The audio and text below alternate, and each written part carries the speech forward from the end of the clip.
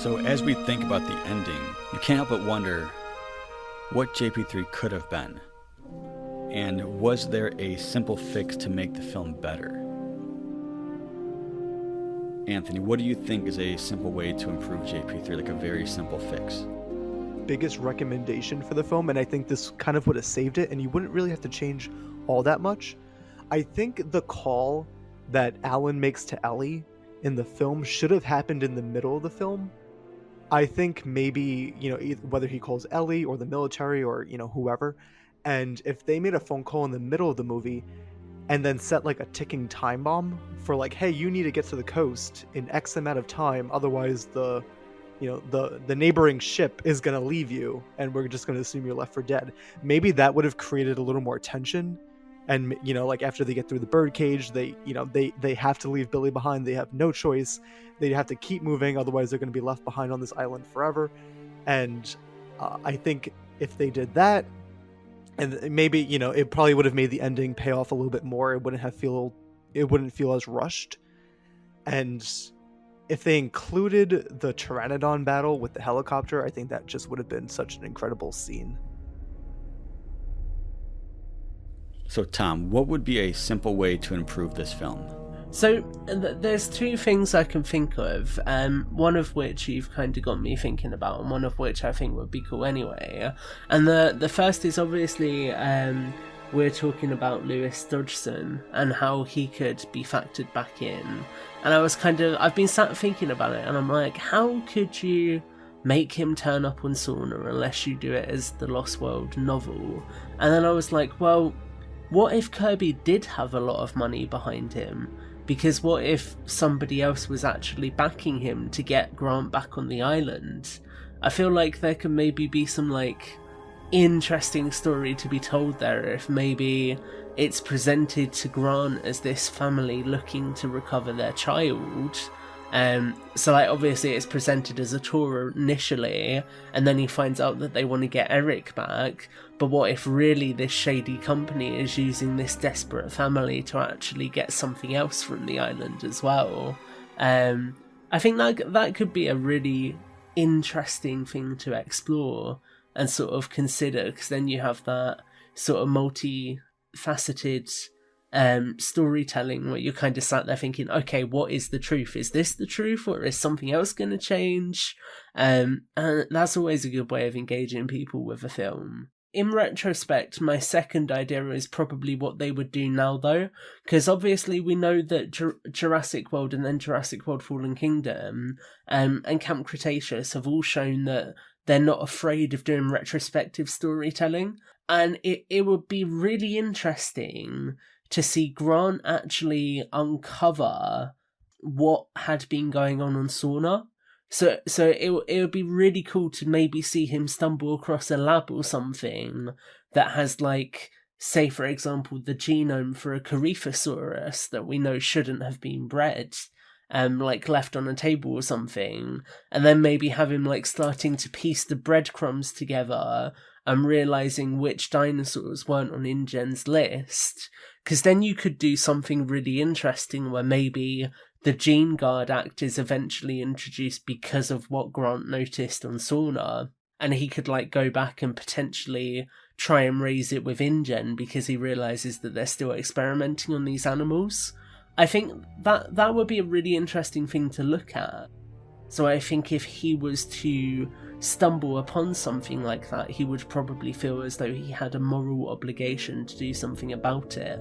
Well, that's one of the biggest sort of things I regret with JP3, is that all of this interesting lore about the additional dinosaurs that appeared on the island was kind of introduced retroactively and wasn't a part of that story.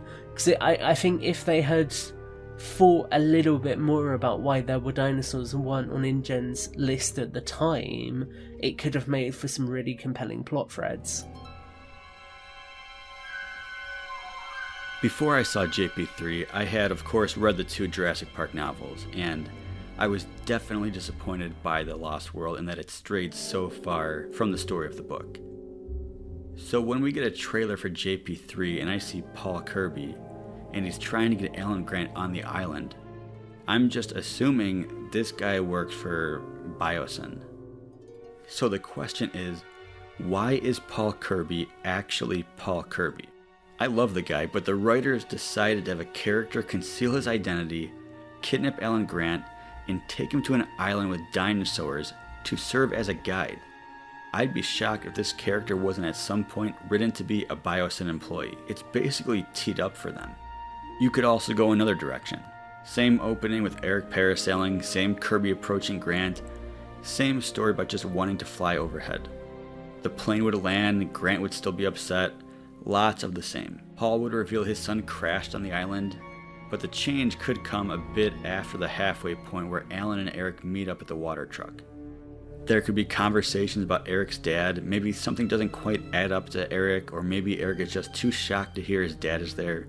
Him and Grant walking through the woods. Maybe Grant spots Paul Kirby. He tells Eric he sees his dad. Paul spots them and moves in their direction. Eric steps forward looking at Paul, but there's no recognition. Eric tells Grant, "That's not my dad." What happens next? Well, that would have been up to the Academy Award-winning writers like Alexander Payne and Jim Taylor. But either way, Paul could have just been a Biosyn employee, kidnapping Grant, getting him to the island.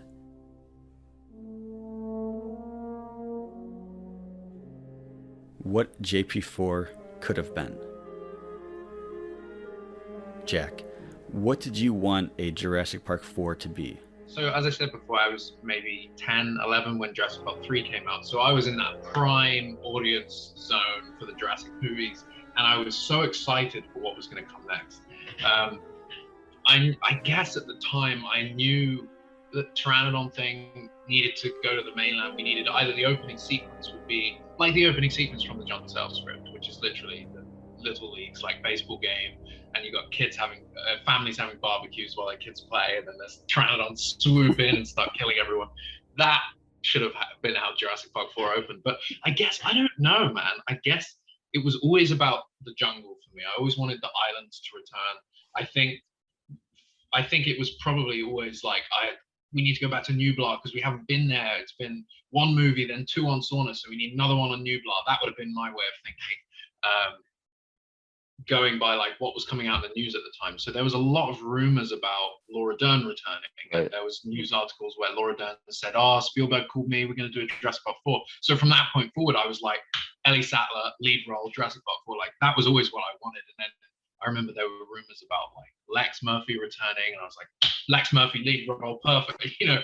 But it was always that because that was like hitting the nostalgia notes. That was like, we're bringing back Ellie, and I was like, she's the best character, let's do it.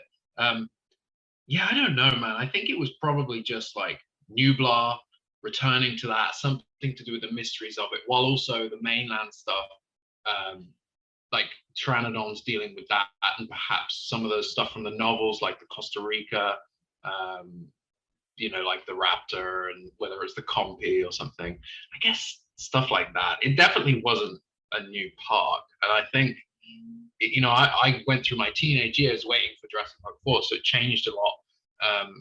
And I remember reading that original Joe Blow article that came out that said Jurassic Park 4 is going to be a new park.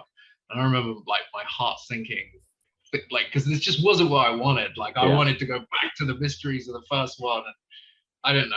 I know that for a fact it was always Nublar. I always wanted to return there. From your research, have you come across anything indicating that Joe wanted to make a Jurassic Park 4? He was prepped for Jurassic Park 4 for quite some time. He was the director for choice for JP4, and he actively talked about Jurassic Park 4, and so did Spielberg. He was like, well, Joe's the director of that one. And then all of a sudden, no Joe Johnston, it's all Colin. And it makes you wonder, like, is he bitter for those reasons?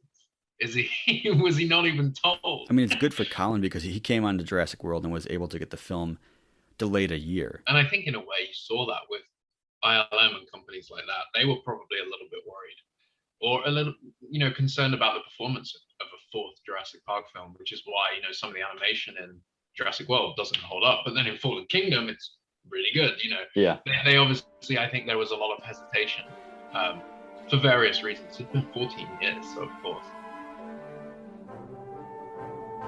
Shelley, as DP on the film, Do you think Joe Johnston was interested in making a fourth film? Yeah, he was definitely. No, he was definitely into the fourth film quite a bit. And I'm not sure what happened. I think they just, I think what he was guarding against was the story ambiguity that happened on the third one. I don't think he wanted to go through that again. So I think he was insisting that they really carve out a story, which I don't think they ever really did to his satisfaction. From what he told me about what he knew about the fourth one, it was very different than the movie that actually got made.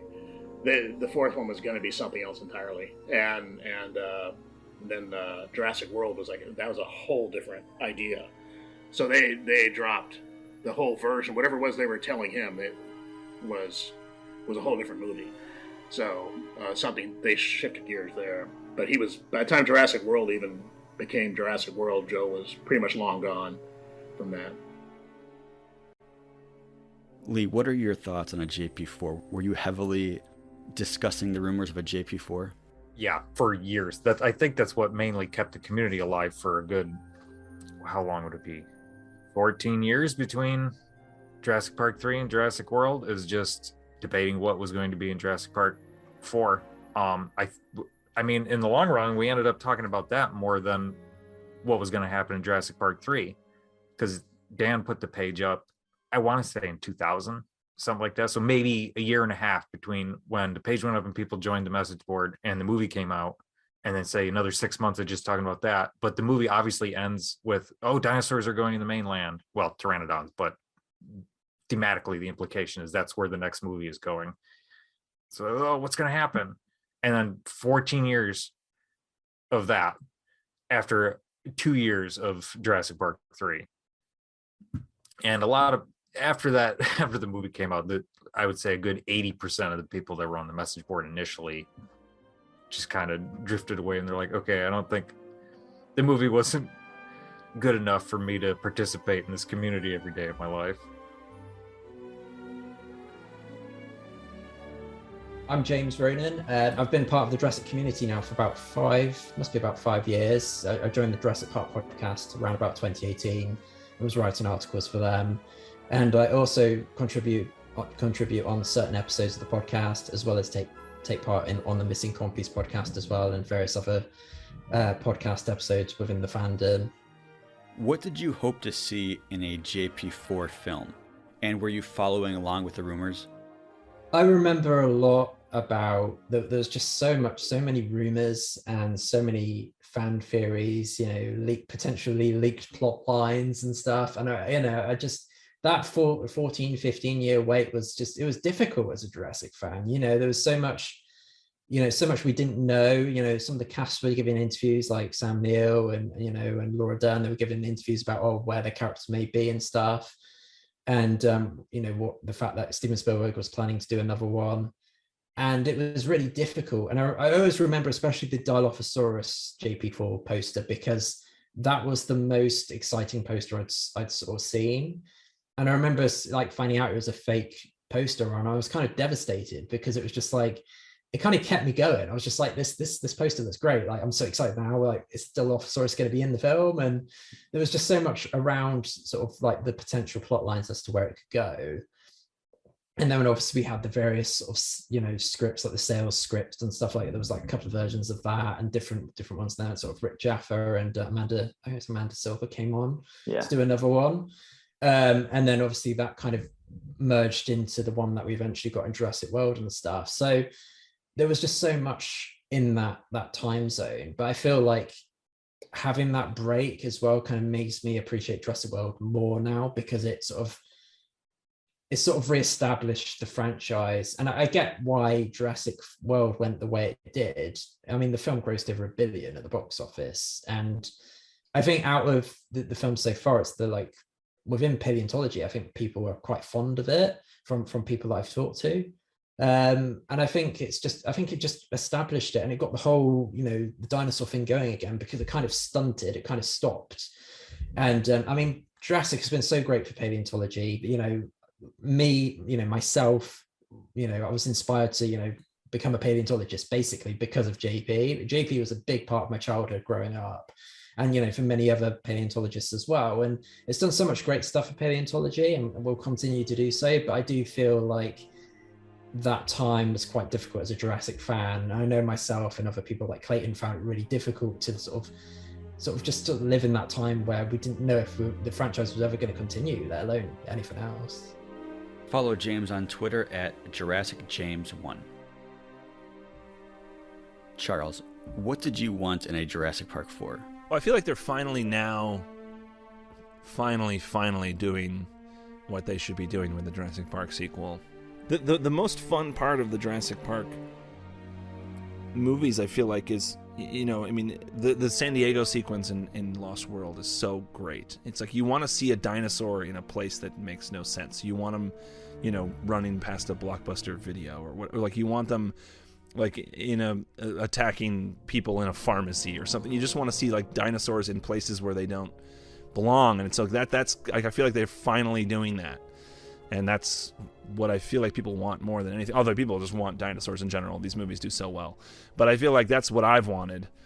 And I want to see more of that. I mean, I feel like you could do spin-off movies now that they finally have brought them into the world, where you could just do like whatever, a raptor stuck in an old folks home, Die Hard movie or something. You know, you could do whatever the heck you want with having a dinosaur. You could just do different scenarios. Universal could just make all kinds of different movies like that. Just have a like an isolated situation. I think they have a summer camp Netflix cartoon or whatever, but you could do like a summer camp slasher movie with a dinosaur, you know, going after campers in summer camp or whatever. Like, it just like you could do all the possibilities are limitless when you finally get them out of the jungle and get them into city areas, urban areas, suburban areas. That's the fun thing for me to see, and so that's what I want to see, and hopefully they'll do more. Jack, was there something that after you saw JP3, like when it ended, you were thinking, I want this to happen, or I expect this to happen? At the end of JP3, you see the Pteranodons finally leaving the island, and you know they're different Pteranodons from the ones in Lost World. They were in the aviary the whole time, and now they've gotten out, so they can clearly fly long distances, you know, as opposed to the ones that seen at the end of the Lost World, because I guess they didn't try to fly to the mainland. But then Jurassic World doesn't address it. And if you watch all the movies in sequence, it's a plot hole. Like, for me, it's a plot hole. I know that the answer is, they just, you know, Vic Hoskins went up to Vancouver and shot them down. But, like, to me, when you watch them back to back, that's an unanswered question right there. That's what I wanted to see in an actual opening for Jurassic World. I mean, the opportunity was huge. This was that chance to explain what has happened during those 14 years and introduce a new trilogy with an opening, like kickstart it right away. And there's really nothing. Yeah. Jurassic World, you know, if anybody listening does follow me, they probably know I'm not a big fan, but it has its perks and it has, you know, great elements to it. And I think Colin did a good job. I just think he missed the assignment there. You know, if you watch the first 3 Jurassic movies, all 3 have an opening sequence that's an inciting incident. It tells you a little bit about the film, it tells you the tone, it tells you about a mystery that's probably going to be unveiled through the movie, or at least it guides you, it tells you something about it. There wasn't that in Jurassic World. The only thing we got was a sort of completely computer-generated shot of an egg that's cracking, and it doesn't really do anything. It's like, well, I was assuming there were going to be dinosaurs in this one, so I guess I'm right about that. You know, it doesn't do anything, and that's even the opening sequence could have been something to do with a roundup or something. So another question is, are we better off that JP3 wasn't as successful? Yeah, that's the thing with JP3. It, as much as I love it, you love it, clearly. There's a lot of people that do love JP3 for what it is, and we understand the faults it has, but it's still Jurassic Park. It's a great 90-minute Jurassic movie. But I think if it had actually been more successful, if it had achieved more, you know, in the same way the Lost World did for me, it would be a very different franchise now. And I think we would have had Jurassic Park 4, and we probably would have had Jurassic Park 5 and Jurassic Park 6. And the franchise would either be in a really good place right now, or it'd be in a really bad place. Like, they would have just continued to decline and end up in a really bad position. So it's hard to say. It really is, but in a way, I'd love to see an alternate timeline where that did happen. Or JP4 happened in 2005, for example. Maybe not the John Sayles script, but one of the scripts. I mean, you have the John Sayles JP4 script, which is pretty legendary at this point within the Jurassic Park community. I mean, I could probably spend a few episodes simply discussing that unmade script. The script is wild. There are some fun moments, but it's wild. I'll just read a brief description of the script thanks to the website Screen Crush. The hero of the script is an unemployed mercenary named Nick Harris. John Hammond recruits him for a dangerous mission to Isla Nublar, where Harris needs to find the shaving cream can full of dinosaur embryos stolen in the first film by Dennis Nedry. He manages to find the can and evade the island's dinosaurs, but he's attacked by soldiers working for the park's new owners. He stashes the embryos, then gets knocked out and captured. And that's when things get really weird. Nick wakes up in a medieval castle in the Swiss Alps, where he's held hostage by Baron Hermann von Drax.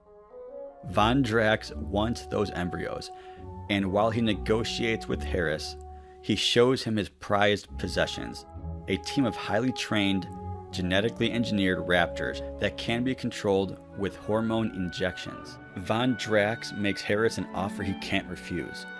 Use his unique warrior skills to finish training these raptors for combat, and maybe he won't feed them to his pet dinos. Now, you can actually read the full script on JurassicOutpost.com under the download section, so check it out. Brad, what were you looking forward to in a Jurassic Park 4?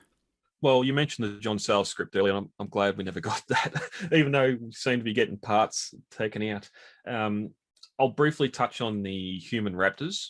As much as I wouldn't want to see that in a Jurassic film, some sort of horror Resident Evil / Dino Crisis sort of, I'd love to see that concept on film. It'd give me nightmares, but that's probably enough of that. I think the big one, as much as I love Sorna, I think a return to Nublar was where we had to go, especially because unlike the novels where it's specifically stated that no, it's bombed, it's firebombed, it's mentioned in the Lost World, people have gone to Nublar and no animals have been discovered yet. These carcasses are still washing up on the Costa Rican beach. Crichton had parts of Jurassic Park where the animals were getting off the main line. It wasn't touched in the movie, but I think you could pick that back up.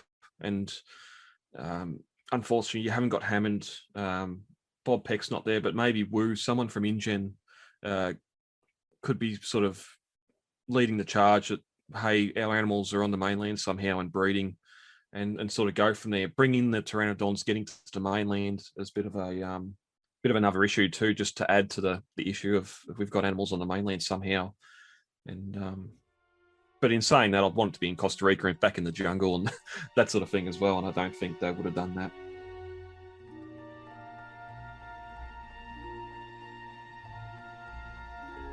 Having talked to so many Jurassic fans since the first episode, it's always interesting to hear about their thoughts on JP3. The following are audio recordings and text emails sent to me, sharing their thoughts, memories of the first time viewing the film, or simply sharing what the film means to them. Hi, this is Rob Welcher. I guess I should start by saying that I have seen Jurassic Park in theaters numerous times, years old. So yeah, I've been a fan since I got my very first Raptor Kenner toy. And I remember the lead up to Jurassic Park 3. It was just such a wild time. I mean, no Twitter, no Facebook. Like most of you, I got everything from dansjp3page.com. I remember the first time I saw Jurassic Park 3, I was in the Boy Scouts, and we were in a summer camp in the Black Hills of South Dakota. And when we were on our way home, we stopped in this town for the night, and they happened to have a little 2-screen movie theater, one that I'm pretty sure, like the owner lived above.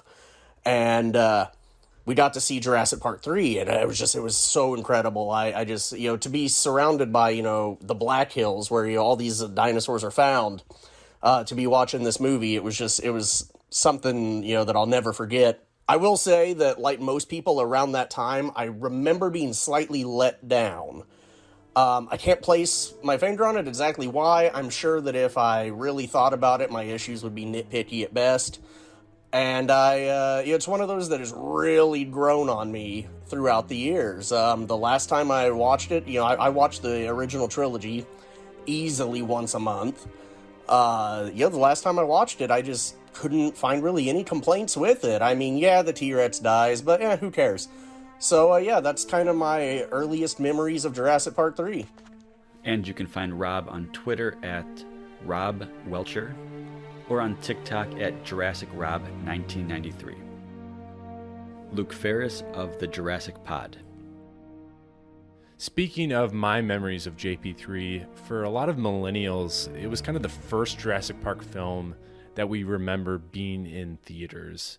I'd watched the first two films on VHS at a very young age, but JP3 was the first time I remember seeing the franchise on TV commercials, posters at Burger King, and on theater listings in the newspaper. In a way, the chrome logo of Jurassic Park 3 is just as iconic and powerful to me as the John Williams score, Ian Malcolm, or the incredible direction by Steven Spielberg in the first two films. Although I didn't see JP3 in theaters, I remember it always being on TV in later years. It was kind of that perfect Saturday afternoon action-adventure movie to watch, while my brother tried to convince my dad not to switch back and forth from golf. I think the most interesting thing about JP3 is how it's held up visually as a blockbuster from the early 2000s. We've gotten a lot of bad blockbuster action schlock in the past 20 years since JP3, but it's really incredible how the film has remained an easy-watching, delightful story that stood the test of time. Thank you, Daniel. Peace and love to the Jurassic Park community and Stuck On Sorna. Cheers. An email from Jeff in Oregon. I grew up in a very small town, on a farm outside of that small town actually. To see a movie in the theater, it was 45 minutes to the nearest big city, which was still pretty small. I saw all three of the original Jurassic films in the same theater. Each one was a delightful, iconic, and memorable movie-going experience. But something special happened in my viewing of Jurassic Park 3 that I couldn't have predicted and will never forget. Now is where I'll say that I grew up in Oklahoma. In that big city my family would take me to every time a Jurassic movie came out was none other than Enid, Oklahoma. On the first name drop, we're in the Westgate Shopping Center, Enid, Oklahoma. The theater didn't quite know how to react. There were some muffled but excited conversations and then chuckles. And then came the big one. You know the one. There's no ambiguity this time. The entire theater stood and erupted. My fuzzy adolescent memory wants to say that there were hugs and tears all around the theater. While that might be hyperbolic, it was certainly very loud and emotional. There was a Westgate Plaza, but to my knowledge, there was no Kirby Paint and Tile Plus. I don't know why Enid, Oklahoma was chosen. Maybe you'll cover it in the next episode. Though I'm sure it was chosen because of how inconsequential it is, to emphasize Mr. Kirby's more humble background. Big things didn't happen in rural Oklahoma, but they did that day. It made me a die-hard Jurassic Park 3 defender for life, and solidified it as one of my best theater experiences. Consider me Stuck On Sorna.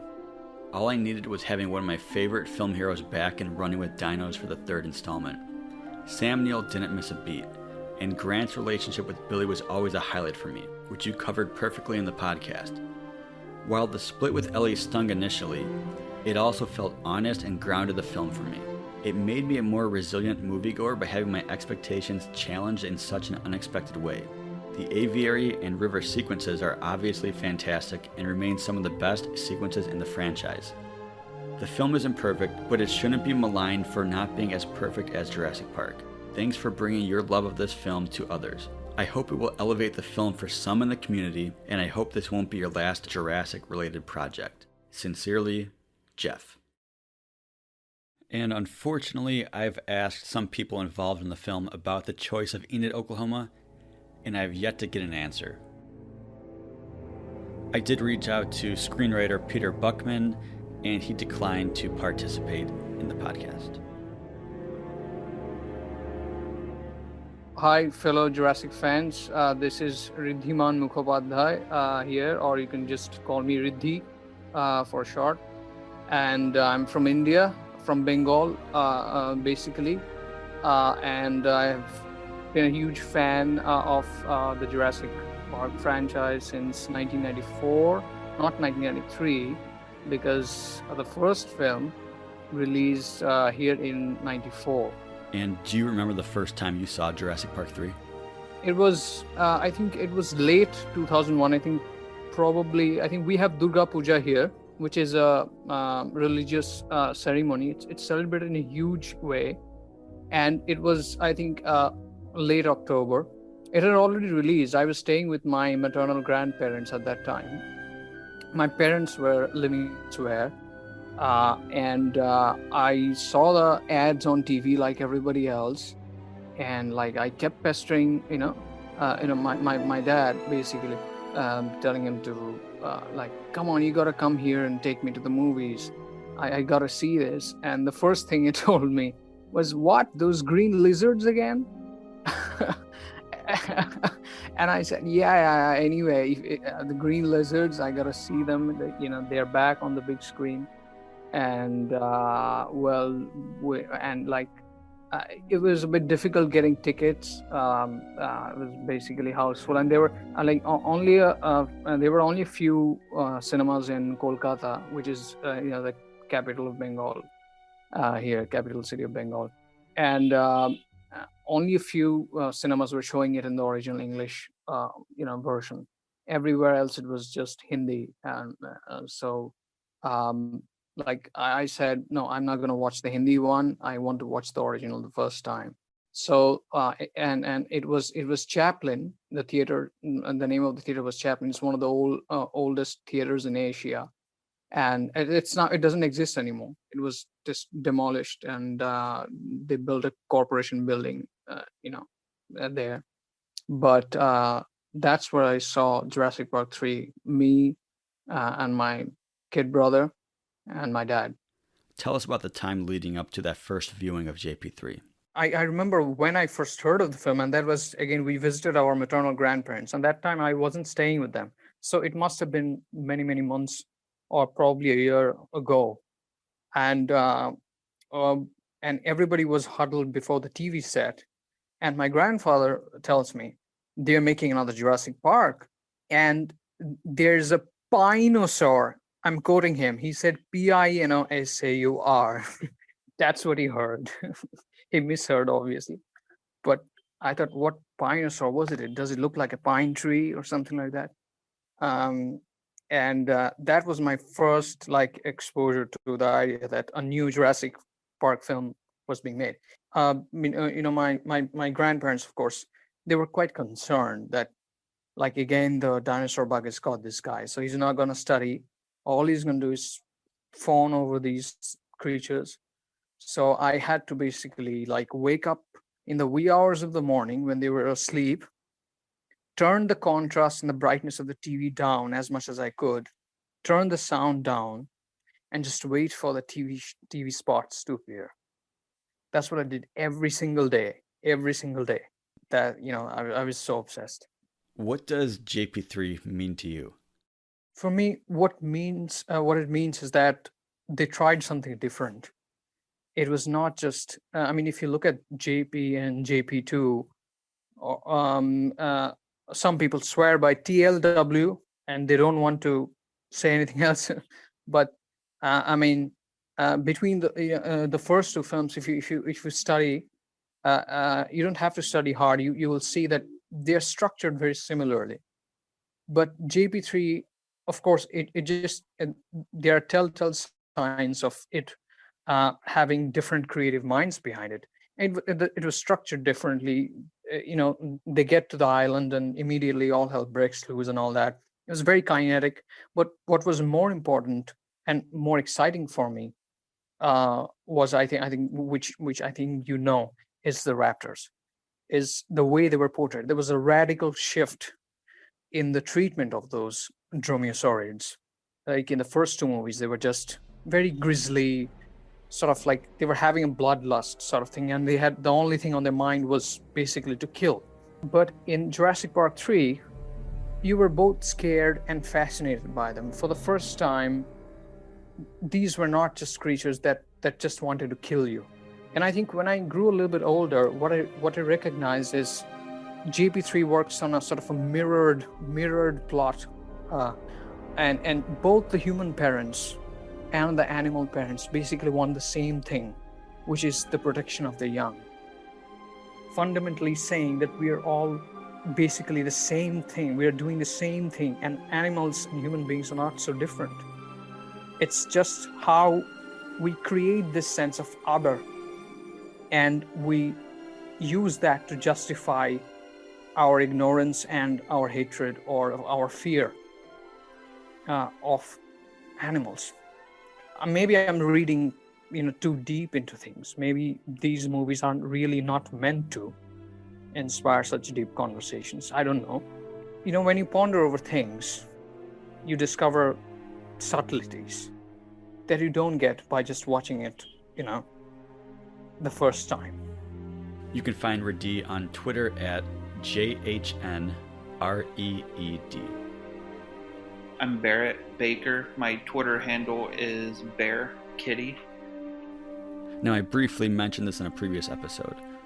Can you tell us about that first time seeing the film? I'm 33, so I was just old enough to see that movie in theaters, like you had told me before, for yourself.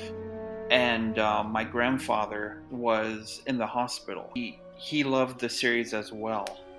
And it was coming out. I remember distinctly going to the hospital, my family sneaking my grandfather out, my uncle actually picking him up and carrying him, putting him in the car, making sure he was fine. We went and we saw the movie, and then came right back. I wouldn't say it was his dying wish, but it was one of the things that he really wanted to do, was to go see that movie. It sounds weird to some people for that, but he was a movie buff, and he had fell in love with the series. After seeing the film, were you just as interested in the franchise? Okay, so I'll be honest. I actually started my own fan fiction after this movie, which was horrible. It was horrible, but this movie started my own fan fiction of the whole series. What can you tell us about that? They came out with toys that had crossbred dinosaurs.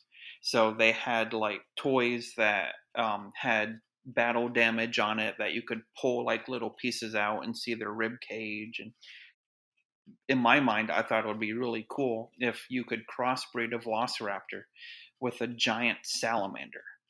And so the whole story was Isla Nublar was dangerously crossbreeding velociraptors with salamanders. And so the salamander velociraptor thing would crawl on the walls, and it would still have the sharp claws, and it would jump. But like I said, it's so dumb, because at the same time I was watching Dragon Ball Z. And so I had a guy that would put so much gel in his hair that it was spikes, and he would ram the dinosaurs with his spiked hair. And I'm like, this sounds so horrible, but I'm in 10th grade, so this is awesome to me. But it was a mess. Hey everybody, my name is Zola, and I'm happy to be here talking Jurassic Park. Alright, Zola, so when I first saw the film, as you know, I was let down. Do you remember how you felt? I was also disappointed watching the third one. Obviously, like you said, you hyped it up so much. I did the exact same thing. I was hyping it up so much in my head when I saw it. It just didn't have that same thrill. I don't know, I guess the story of it was kind of already been played out a little bit too much already, because we already know that the dinosaurs are there. They're ready to eat people, ready to attack. Honestly, by watching it, over and over again, recently, it holds up. Zola, I think I know the answer to this one, but what are your thoughts on that ending? Was it too abrupt? I kind of felt the same way, Dan. I felt like they got off a little bit too easy towards the end. and somehow the Kirby family all survived. And what about Billy? Billy, I really thought that he died. I honestly, I think he should have died. I mean, because there's no way he could have survived all that he went through towards that. So you mentioned the Kirbys. What are your thoughts on that bunch? With Paul Kirby, he tries to be too funny in the film, but it doesn't work out too much with his one-liners, like when they're going to that at the vending machine spot, and he tries to like break the vending machine with his foot. Right there alone, I didn't find that funny. I think that's a great scene. That's funny. I did not find it funny. Yeah, I mean, it was all right. I mean, it got a little bit of a chuckle out of me, but it wasn't like the Kirby family. If you take out the Kirby family altogether, what? I think it might have been a little bit better. Zola. No offense to the the cast and crew and the directors and writers and stuff like that, but if they just took that Kirby family out of the film, something else that gets them to the island. Find Zola on Instagram at WTF.ZOLA. Lydia, let's hear what you think about the Kirbys.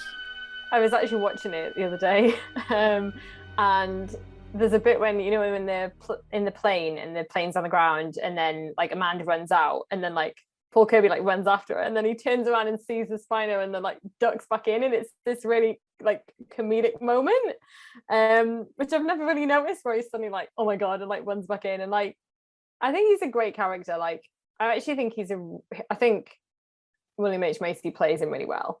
Like it's a strange role for him, but also he just totally nails it. Like, like the kind of awkwardness, and when he's like trying to scrape together money for like the vending machine, it's just like that's such a good moment. So yeah, I think they're pretty good characters. I find Eric a little bit annoying, to be honest. I don't really like the whole kind of plucky kid thing, but I totally understand why it's in the film, because a lot of people do like that. But for me, I'm often kind of like would prefer it without the child. When I think of the future of Jurassic films, I do wonder how JP3 will factor in. It's easy to disregard as it doesn't have a huge impact on the overall story of the franchise, but I hope it isn't forgotten completely. Whether it's a character returning or simply a reference, with Dominion having dinosaurs back in the civilized world, there's a real opportunity for some fun cameos moving forward. Stephen Ray Morris of the See Jurassic Right podcast. How could Paul Kirby factor into these future Jurassic films? If we were to have two cheeky cameo or sort of throwback nods to the Kirbys. One is, you could definitely see Paul being somebody who tries to capitalize on what happened to him and his family in JP3. And so outside of Paul Kirby's Paint and Tile Plus, they have like a blow up, like instead of a wacky inflatable arm flailing tube man, you have a T-Rex, and it's like there's a pteranodon like stuck through the billboard, and it's like, get your bathroom done by the guy who survived the Spinosaurus or whatever. Like, and that could be, I could definitely see that being an element of this Alexander Payne film that you talk about, like that, like the idea of them like he's such a huckster that it's like you could see him capitalizing upon that. And that would just be a great cameo of like just seeing their store, or even just the ringtone playing by somebody or something like that. But to me, what would be what I think would be a more subtle, like a more subtle reference would be my idea is that like Claire is like recruits Ellie and Alan to the cause, and like she goes to Grant's house, and she like, it's like, oh, may I use your bathroom? And then she comes out of the bathroom. She's like, wow, this is really nice. Did you get it redone recently? And he's like, no, it was a while ago, but they did really great work. And it's just like, you just know that like, that's a connection to, William H. Macy, being like, as Paul being like, if you ever need a bathroom, if you ever need a new tile, or, it's like, that would just be like such a like chef's kiss, like subtle nod reference, hilarious, like, can you imagine if we saw that in theaters? Like, just something like that. Like, I would stand up and cheer. Like, I would be like, yeah, like, that is like, because to me that shows like such a deep respect and understanding. Like, it's not to say that JP3 is great or anything, but it's just like to know that like whoever's making the movies like did their homework. Like, that's the kind of reference that I would be like, that just shows somebody who has a deep love, you know, of this thing. Now, when I began this podcast, I had high hopes of talking to all of the main cast. Unfortunately, that didn't pan out. But I did talk to one of them, and it's someone very special. So it wasn't easy, but after a few years of reaching out, I was finally able to contact one of the most legendary actors in the entire Jurassic franchise. And after a few more emails explaining my podcast, he was more than happy to join me on Zoom for a chat. That's right, you guessed it, the man with the most famous mustache in the entire Jurassic franchise, William H. Macy, also known as the incredible Paul Kirby. Mr. Macy, thank you so much for taking the time to talk Jurassic Park 3 with me today. Thanks for doing this. Thanks for talking to me. What can you tell me about the famous mustache? Do you recall whose decision that was? I don't. I didn't have a mustache when I got the call. It was much later that we shot it. My wife a long time ago says, you look really sexy in a mustache. So it takes a lot for me to shave it off. She's the beginning and the end of my taste when it comes to such things. That's a choice I'd love to revisit, but there you have it. I think the casting of you in a Jurassic film was bold. It's not an obvious decision. I think it fits with the film and I love it, but it's a little bit unexpected. Well, they were really brave to put Paul Kirby in that, to, you know, sort of a bit of a doofus, and to put that levity into the film. And I thought it worked really well too. I loved acting with Taya. She was along for the ride. She's very cool that way. But I thought it was a good idea too.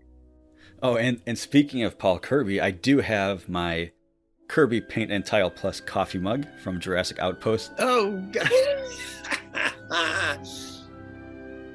Also, you talk about the casting. It was sort of unusual to put me in that. It's not really in my wheelhouse. But Alessandro also, I thought that was a great acting choice. He's such a magnificent actor and stupidly good looking. And it was really great to act with Sam Neill too. He plays a ukulele, as do I. So we had a lot going on there. Were you a fan of the franchise before signing on to the project? I, like everyone else, was particularly blown away by the first one. And the thing that got me was that little cartoon. I thought it was the most brilliant way to get through a whole lot of exposition in such a delightful way. I thought it was just genius. And it was so original. And I thought Sam was fantastic in it. The look on his face when he saw these things. And Laura was great. Yeah, I thought it was just stupendous. And how did you get involved with the film? Did they reach out to you? Did you audition? No, it was at a part in my career that the call just came in. And I was on the East Coast shooting a film with Laura Dern. And I came out of my trailer. I said, I just got to do Jurassic Park 3. And she, in no uncertain terms, said, you've got to do it. Go call them up and say you'll do it. And I didn't have many reservations about doing it. I really wanted to do it. But Laura was the one that said, get in the trailer, call them up and say yes. And I think she knew Joe. But I'm so glad she did it, because it was, I've described it as one of the best and most significant things I've ever done in this business. And were you given a script? I was given a script. I did recall that it was very different. It was episode 1 with new characters in it. It was the same plot. And Joe invited all of us in, really. We sat down, I think we had a week of prep or something like that, at least that I was involved in. And we talked about it a lot. And I actually wrote a couple of scenes that I was in and submitted them. And some of them got used and most of them didn't, but maybe pieces of them. And we were all putting it together. I know you have that quote in there where I said, we started a $100 million production with no script and no one got fired. That was back when I was more impetuous and didn't think about what I said, but it's true. It's true. And I think I understand a lot about why that has to happen, because some of the special effects were a year in the making. So they were in a bind. I don't think it's a good way to make a movie. Call me crazy, but I think it's an important step to have a good script that everyone likes before you start shooting. Okay, so when was the last time you watched the film, and how do you think it's aged over the last 20 years? The last time I saw it was I stumbled upon it flipping channels, and I got there about halfway through, and I watched the end of it, and I thought it was really good. That often happens with an actor. When you first finish the thing, you think it sucks hippo dick, but you let a year or two go by, and then you forgot all about the shooting, and you forgot about the disappointments, and you see it and you go, I wasn't bad, that's a good movie. It was a profound experience, especially for me at that age, because it was the best and the brightest doing the best they had ever done. We were stretching the bounds of creativity and technology to the breaking point, and it was astounding to be a part of that, to see what they were doing.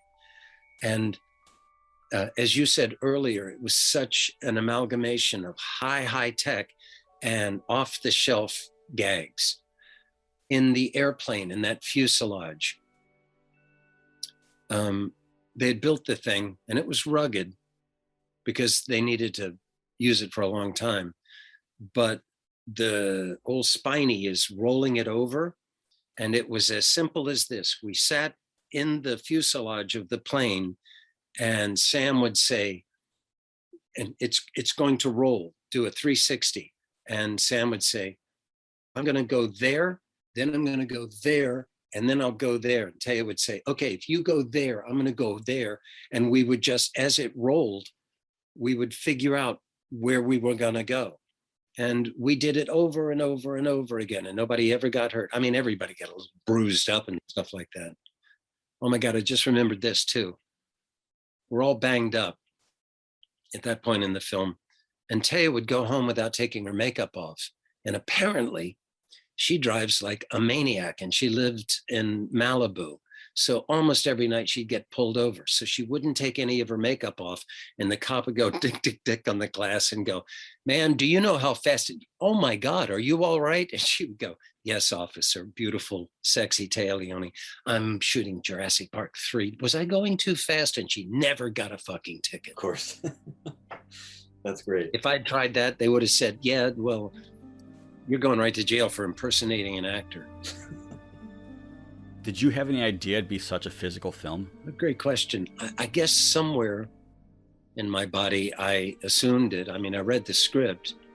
They had magnificent stunt people doing the heavy lifting, but I've been around the block enough to know that when you're doing that sort of stuff, you do get banged up. I mean, it just comes with the territory, especially when they're shooting and the moments with you, you just throw yourself around. Oh my God. I remember one day they said, okay, the Raptors just got through the fence. You're going to run across this field. And they showed us all where we would jump. And for some reason I decided, oh, you know what I'm going to do? I'm going to go a little bit to the left. I'm going to jump over that bush. That'll be spectacular. So at a full run, as fast as I could go, I jumped over the bush, not knowing that the trees, of course, were all from a nursery. And this tree happened to be in a 20-gallon wooden crate, a 24-inch wooden crate. So right behind the bush that I jumped over was this thing, and I hit it so hard that everybody came out saying, what was that sound? Are you okay? And I lied and I said, yeah, I'm okay, because I was so embarrassed. I didn't go where they told me to go. And when I went to my dressing room, I had a tattoo of that crate. You could see the knot in the woods on my stomach. You could see the knot in the woods. You could see the strap on my legs. Oh man, didn't break anything, but Lord, I was. And that very, so I'm walking around lying about, yeah, nothing, I'm fine. When they wrapped us, it was 2:00 in the afternoon. I said, that's a wrap? What's going on? And Joe Johnston said, it's Halloween. I said, yeah. And he said, well, we got to go trick or treating with our kids. And I thought, I love big budget movies, because a small budget movie, you can't, you break your leg, you got to finish the scene. You know? But one of the things that was cool, wicked cool about number 3 was that it was long enough ago that the CGI prowess was nothing like it is today. So it was complicated. They would shoot a plate shot of the whole thing. There were a couple of things where they'd go put those little things so they could get shadow and all of that.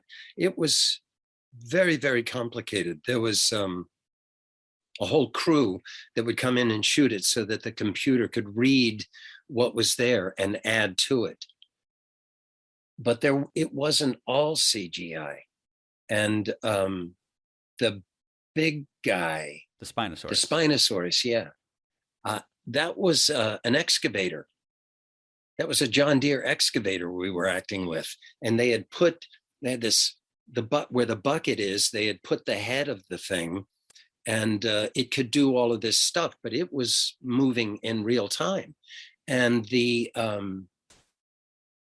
velociraptors, they had, if memory serves, there were 4 of them. There was one that was just the face, that was one about here. There was one above the legs, and they were puppets, basically. It took, if memory serves, it took 6 people to run one of those things. And they had one guy with a helmet on, so when he looked this way and that, the raptor would do that. They had little motors in the iris of the eyes so that they were going. They had a pump so that this point right here, you know, where you see his heartbeat, they had that. They did that gag where it came up and it smelled Taglioni and then snorted and it blew its hair. They put a little, so it was in real time. We weren't just staring at a blue wall and all the scary shit was put in later. It was amazing. And we were back from Hawaii and I took my daughter, who's probably 3. I was carrying her, so she wasn't that old. And I said, do you want to see these raptors? And we went into an empty soundstage where they were rehearsing. And like I said, one guy's got the helmet on, one person's on a computer, 2 people had joysticks that they're doing this. There was all kinds of stuff. And they were standing over there with all these wires from the raptor. And I went up with Sophia and I said, what do you think of him? And this raptor went forward and looked at her around like that, went back. And that's when my daughter said, okay, enough, get me out of here. Your character's big moment comes during the Spinosaurus river attack. Paul Kirby climbs the crane to distract the Spino and save your family. It's a scene that visually still holds up incredibly well, in my opinion. Do you have any thoughts or memories on that scene, like from filming it? It was 3:00 in the morning. We were at Universal. They've got that big pond, which they had flooded. And I was over, in the middle of it, there's a square that goes to about 10 or 12 feet deep. The rest of it is about knee deep. It's to save water and to make it look bigger. And I was up on this crane, and for safety reasons, they put a harness on me and bolted me to the crane. The gag was I was supposed to, I'm holding onto the crane. I go, hey, pick on someone your own size. And he rattles the crane and I'm supposed to fall off and I'm hanging thusly.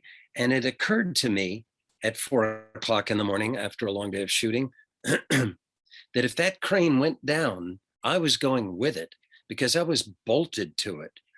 And I thought, it's dark and it's deep and it's cold and I'm never going to get loose from this thing. So I called down to Joe and everyone else. I said, if this crane goes down, I'm fucked because I'm bolted to it and I can't get it undone. And I saw them talking. This is a long way, I'm up 40 feet in the air and I see them talking to their men. And then Joe got on the megaphone and he said, don't worry about it. We have a wrench and the diver will have it with him. That's great. I was not appeased, but and then Joe got mad because it jiggled too violently and I fell off the thing, but I was on the harness. And Joe was a great director, man, a great leader. He knew when to cut it when it wasn't worth it, and he knew when to persevere. I don't know where he learned all of that, but we always felt really confident in his hands. He had our backs. I remember it was cold and we had to do all this water work. And I guess it was Joe, I don't know who did it, but they put in a giant hot tub right out of our trailers.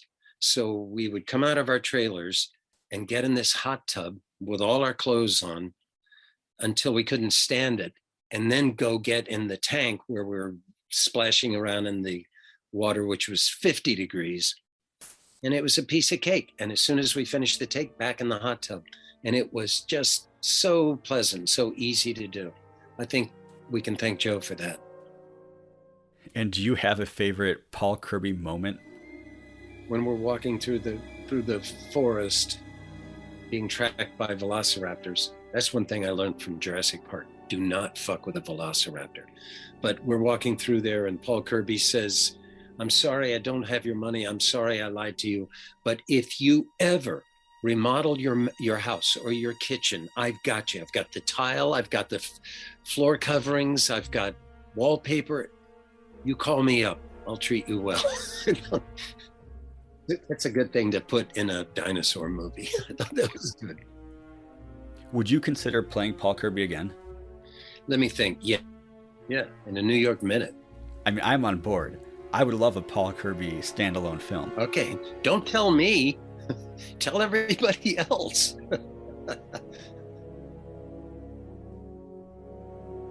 So as we wrap up this podcast, how do we look back on Jurassic Park 3?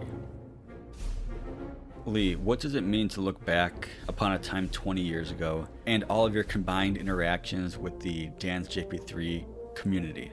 Someone showed me this Reddit post where people were talking about Jurassic Park, and Dan's JP3 page came up and like, people know about our message board, but then everyone in the Reddit thread was talking about it, and people mentioned me, and they're like, yep, I remember reading what Ostermite had to say about all this stuff. I never posted, and I was like, people I didn't know that weren't talking to me were reading things I was saying and remembered my username 15 years later.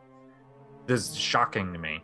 You know, being a part of Dan's JP3 page, how has that impacted your life, if at all? Well, I mentioned I was going to be on this. The guy who told me about your podcast, and he said, I have no idea what he would interview you about. We were the biggest Jurassic Park 3 community, and I can't think of anything notable or any accomplishments that any of us have done related to it. We were just an ordinary internet community, and a pretty small one. But I thought about it, and of the dozen or so people that are still active on there, I became a film critic. One of the guys makes dinosaur toys for a job. One of them is a screenwriter, and another guy works at NBC Universal, which makes Jurassic Park, obviously, and he helps recruit people for production and post-production on movies.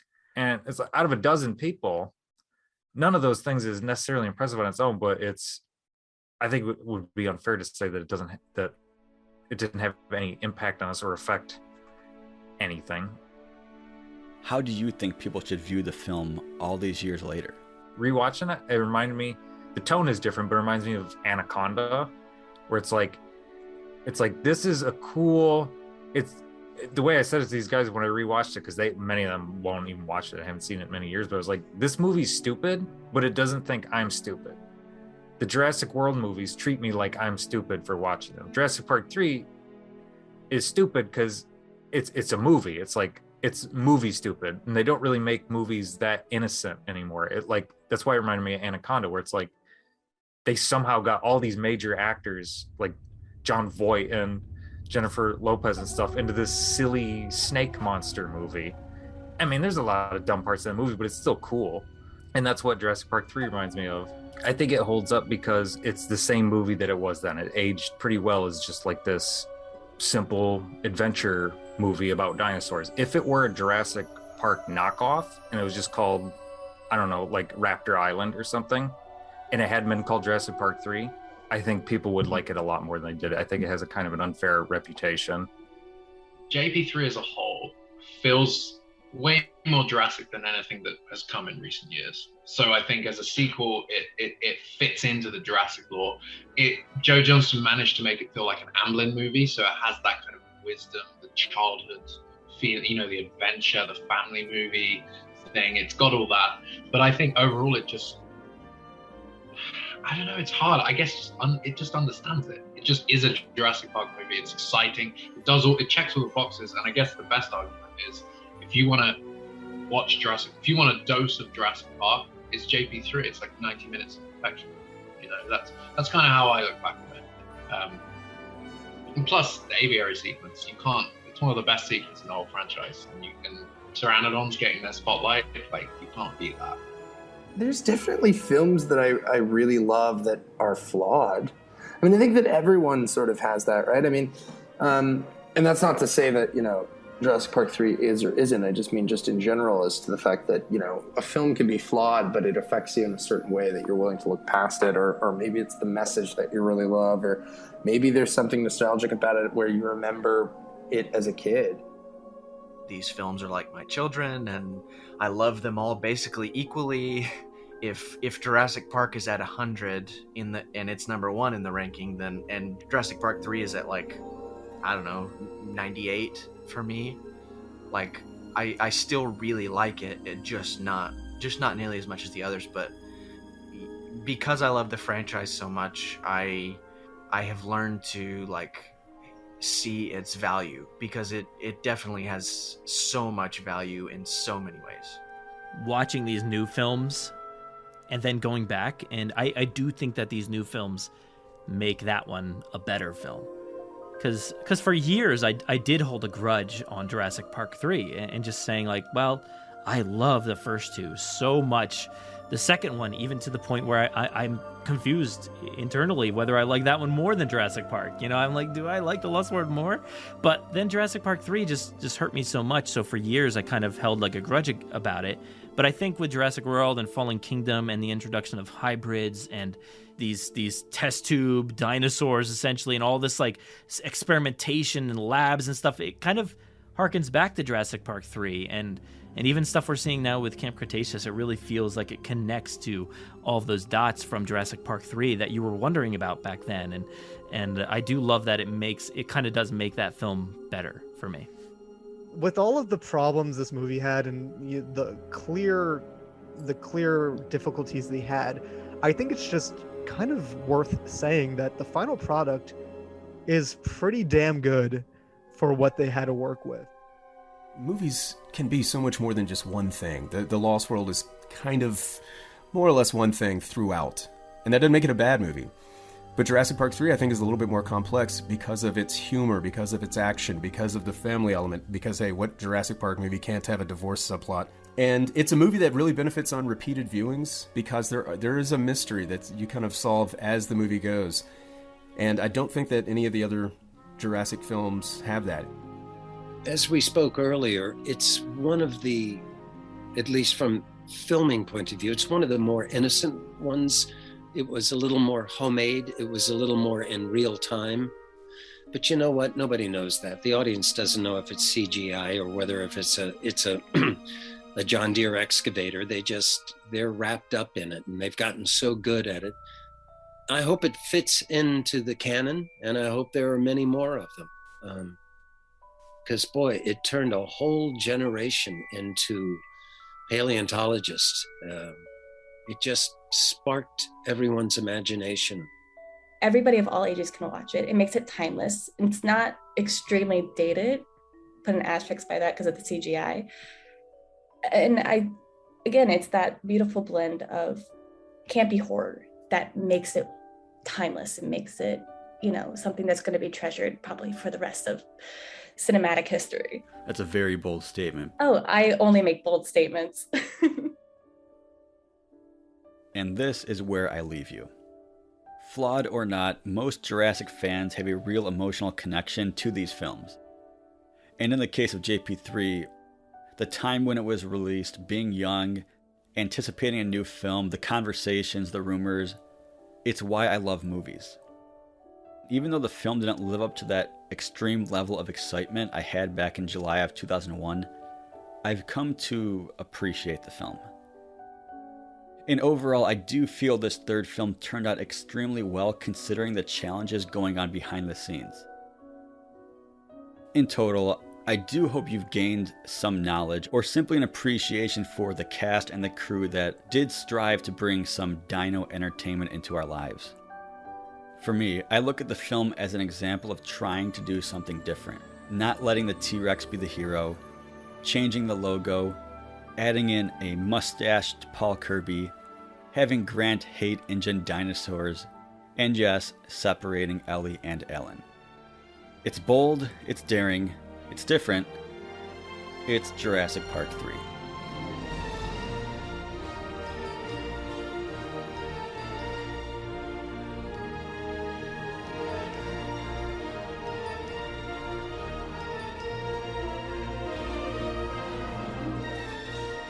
Thank you very much for listening to the podcast. I really appreciate it. You can find me on Twitter and Instagram at Stuck On Sorna.